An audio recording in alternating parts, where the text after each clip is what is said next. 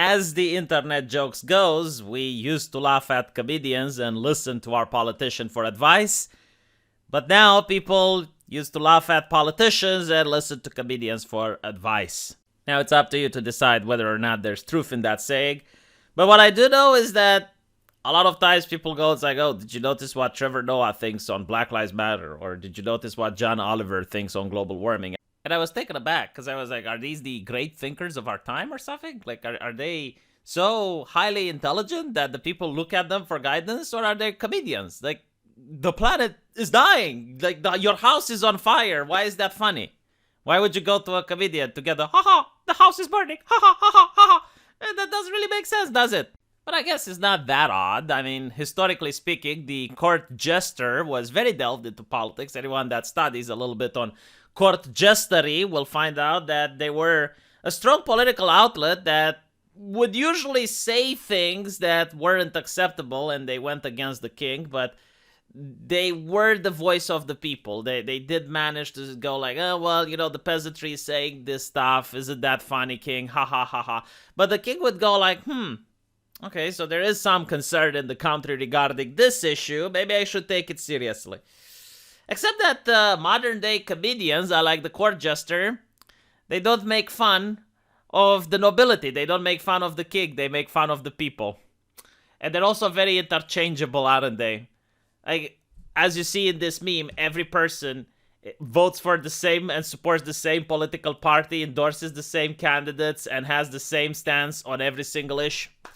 And that's not the main problem, right? Because when you see a person working for a corporation, they're not independent, are they? It's not like their thoughts and opinions that you hear. It's the thoughts and opinions of the corporation that hires them. I mean, if I were to hire another person on my channel, do you honestly think that it would be what they want to say that would go? Or would I not editorialize what they are allowed to say and gatekeep that information? Because at the end of the day, I'm paying them. Like, why would I pay someone that says something that goes against my interests? It makes no sense, right? And it's the same with the comedians. That's why they have the same stance and the same... Because they work for big corporations. They represent special interests. But with that aside, even if someone disagrees with me politically, I should still be able to find them funny. I mean, I disagree with Jimmy Dore on a lot of issues, but I find the man funny. I watched, and I gotta say, I did my best. I watched this guy right here, and I watched this guy right here. I couldn't laugh at any of their jokes. And I was bewildered, like, why are so many people watching them, considering that they are not funny? It seemed more like they were moralizing at me, rather than doing comedy. And today I came up upon this post which completely explains the phenomenon. The subject of John Oliver came up when a colleague, a fellow psychologist, and I were discussing politics a couple of months ago.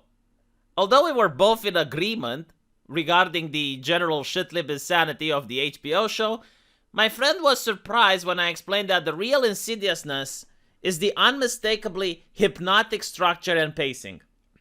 I ended up pulling an episode or two off of YouTube to show her what I meant. All of the segments I have ever seen from this show follows the same repetitive format.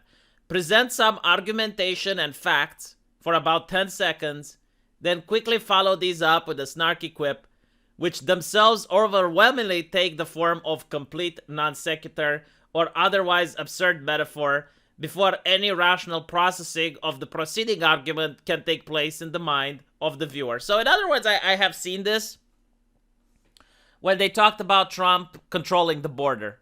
They would say, oh my god, Trump is sending troops to the border. Oh, just like Hitler, we're becoming Nazi Germany. Ha ha ha ha ha ha ha. A couple more steps with this guy in office and we're going to start the camps. Ha ha ha ha ha ha.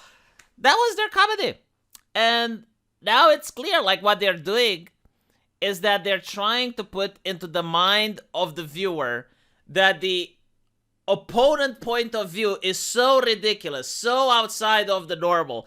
It is so uncivilized, so rude that it has no place in decent society. Probably this is why all these comedians are wearing suits and ties, right? Because they want to appear decent. Like, if you go on YouTube and you look at people doing comedy, They usually hide behind various avatars, or they put on like a weird mask or something like that to be ridiculous. No, what these comedians are doing, they're all at suits with the nice tie, right? They're very elegant to show that they're part of the decent people. They're part of civilized society. And if they're laughing at someone, they're doing so because they are absolutely ridiculous and they have no place within civilized circles. And this is exactly what the opening poster said. Further telling is that the only beats or mental pauses in the show pacing exist solely to highlight the approving laughter or applause of the studio audience. Repeat this formula without variation 20 or 40 times in a row, and you have one of the 12 20-minute segments that form the backbone of the show. And this is another Hollywoodian trope. This is a psychological trick that all these comedians are using, which is to pay an audience. Like, for those of you who actually know what happens behind the scene, the people in the audience, they're paid to be there. And usually they have like a big thing on top that says applause, laugh, boo. And the reason they're doing this is to create the illusion of the popularity that the comedian has. So when the comedian makes a bad joke or something, it says laugh, and all the people in the audience are laughing. Or when he is saying, it's like, oh, isn't Hillary Clinton the best? And then it appears applaud, and everyone in the audience is applauding. It is to create the idea that he is very popular, and this is what people actually think. So when a person is watching Stephen Colbert, and he is saying, oh my God, Trump had 2 scoops of ice cream, and everyone is booing. Well, the person watching it, they want to belong. It's something that all humans want to do. Like, we try to avoid conflict and we try to belong unless we have like a serious stance on something. And you understand you need to boo as well if you want to belong with the decent people. It's manipulation is what it is. They're trying to influence people. They're telling you what to think about these 10-second subjects. It's like, this is the correct thinking, this is the wrong thinking. This is the correct thinking. The end effect is obviously not to deliver information, but rather to literally teach the viewers on a subconscious level to mentally associate derisive laughter with any person or opinion that is at odds with the narrative, which is taken on any chosen issue. And it accomplishes this by maintaining a strict adherence to a roughly 20-second cycle in which a stimulus is presented and a response is cued. This is the sense in which the show is fundamentally hypnotic in effect. Even more so, its precursors in the genre, The Daily Show, Colbert, etc. To my mind, Oliver's show is representative of the media increasing mastery of the mythologies of mass conditioning. In fact, it is almost such a perfect technical accomplishment that I would almost have to admire it on technical grounds, which moreover is at the hands on the entirely wrong people. So, yeah, I mean, I do believe this, especially, again, these are people working for multi-billion-dollar corporations, and they have a large audience. The idea that these corporations don't have a say in what goes on the show is ridiculous, or the idea that these corporations don't try to influence people. And this is exactly why they dress the same. This is exactly why they have the same opinions, is to create the illusion that when you change the channel and you go to another one, they have the same takes, which clearly means that all decent people have the same takes. Hey, if you're a decent person, you need to have the exact same takes like these guys. Don't you want to be like these guys? Don't you want to be the man in a polite society?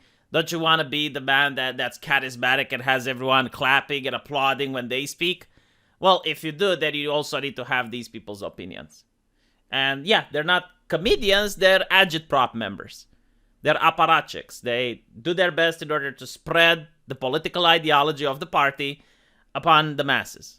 Well, it's not the party really, it's more like the corporation, which works hand in hand with the Democratic Party in most cases. I don't know, do they ever support Republicans? I mean, I don't watch them, but like, have they ever supported a Republican or another? Probably like a rhino, but I'm really curious. Do they have a single right-wing view? Like a single conservative view on their show that they're like, yeah, okay, this is reasonable. That would be interesting to find out. And I'm also curious if someone legitimately finds them funny. Like, oh my God, this is the Colbert Show starting. I need to tune in. I need my dose of laughter. Is there any person like that? I would love to speak with them. I'm really curious to know, like, how do you find those jokes appealing? I mean, Is it funnier than South Park? I'm really curious, right? Like, is it funnier than South Park? Which is funnier, Colbert or South Park? Let me know what you guys think, and I'll see you in the comment section. Take care.